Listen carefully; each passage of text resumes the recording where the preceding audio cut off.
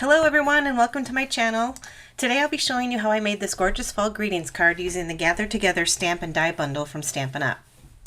This is a really great set and really quite versatile because you can use it for multiple themes, like maybe a masculine birthday card or a sympathy card.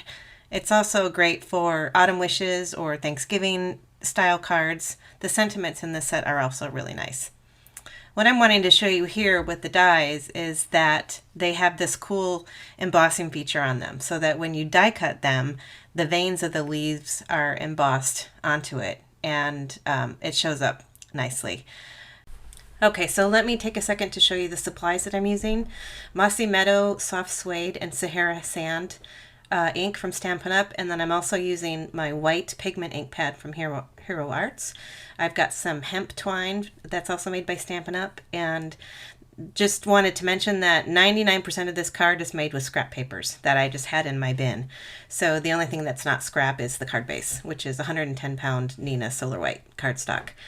So let's get started with die cutting out the leaves for the front of this card. And the interesting thing about this is I used my white ink pad to ink up onto the actual die itself so that when you run it through the die cutter machine, the ink transfers onto the front of the paper. And so here I'm just showing you the difference. This is one that's not been inked up, and you can see the embossing on it, which looks really cool, but it just doesn't have quite as a dramatic effect as if you were to use the white ink. You could also use the coordinating ink, like the Mossy Meadow ink on the green leaf, and that would show up quite a bit darker, and that looks cool too. So I'm going to walk you through how I do this, and I'm going to grab my first leaf die, and this is a magnet that I have on my refrigerator.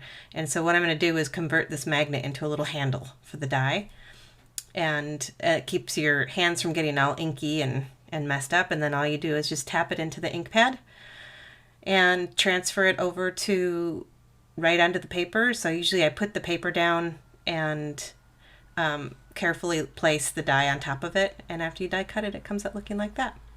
So pretty cool. So I continue to do this with the next two leaves. You want to make sure you wipe off all of the ink from your die before you put it away so it doesn't dry on and get all gross.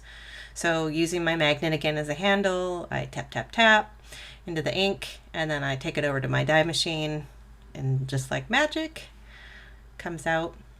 Oh, that one's being stubborn. Okay, on to the last one, and I'm using soft suede paper for this one.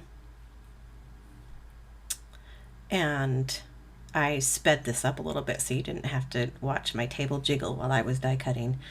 But here we have them all cut out. And because I did use pigment ink, it's going to take a little bit longer to dry than regular dye ink. So I just kind of pop them out and set them aside. And we're going to get ready to do the next step, which is going to be stamping up the pumpkins. And I did actually put this into a little bit of a higher speed, so I think it's twice as fast as normal, just to kind of not make this a super long video. But I'm just stamping the pumpkins once using the Sahara Sand ink, and then I'm going to run that through the Big Shot, cut that out, and next thing we're going to do is create the tag. Is that what we're going to do? Oh, I'm just showing you that I have done some inking on the front panel, and I'm going to do that. I'm going to do that for you right now. So that's using the Sahara Sand ink also, and a little stamp that looks like a kind of a wheat branch. And I'm just stamping full strength directly onto this stitched rectangle that I used my stitched rectangle dies to cut out. And then there's this really cool little splatter type stamp in the set that you see me right now just adding just a little interest to the front of the panel to kind of break up all the white. So there I have prepared the front of it, and now I'm going to show you how I make the tag. Again, scrap paper, and this is a paper punch from Stampin' Up that my friend Katie gave me, and I love it. I use it all the time. I don't know what it's called, but I use this tag die all the time, and it was perfect for this project. So now I'm going to take the Season of Thanks stamp that out, and that's using the soft suede ink. It's a little bit darker. It just shows up better for the tag. And then I'm going to punch the holes. If you don't have a paper punch, you can use a paper piercer or your stick tool if you have one. And then what I'm doing here is I'm just trying to line up where I want this tag to be tied down to. And the easiest way I found to do that is to grab some low-tack tape and tape it down where you want it to be on the card. Then I'm going to cut some of my twine. I'm going to cut 2 pieces and just thread it through, and then pull it kind of tight. Hold it with your finger, flip the card over, and grab some tape, and I just tape it down. Easy as that. I don't mess around with glue. And then you can fiddle with it and pull it tighter if you need to. And then I do the same on the other end.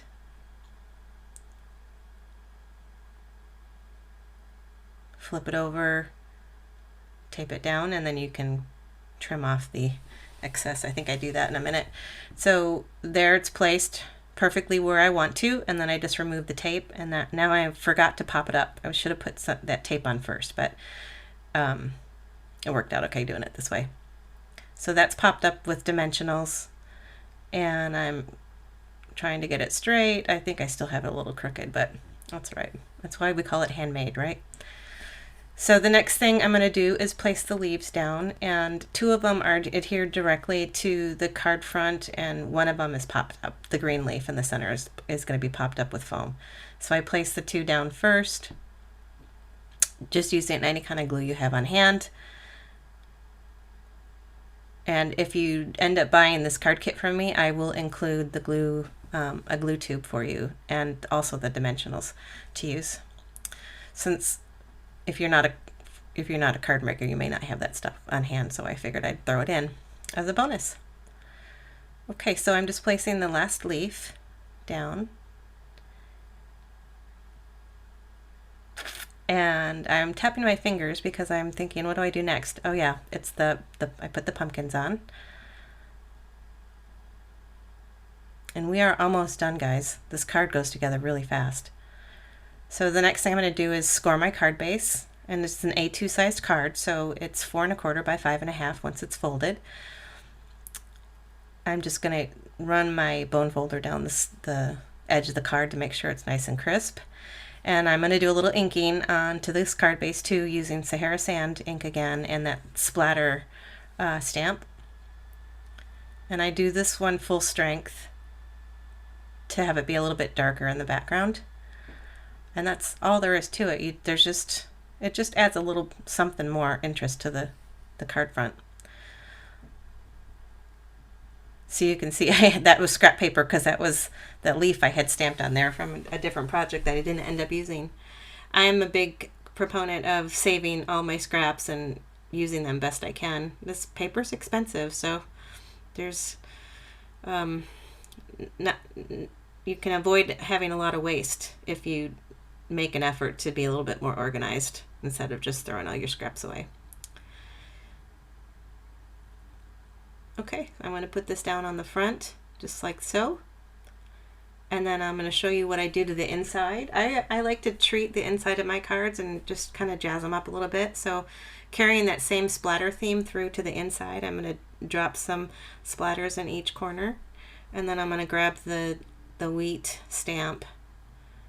I hope that's what that is. I think it looks like a piece of wheat to me. So, and just do that in the corner in the mossy green for a little accent. And then I got ink all over my fingers, and so now I'm just erasing that off with a Tombow Mono sand eraser, which is awesome. I usually can't get through making a card without having to use it because I'm messy.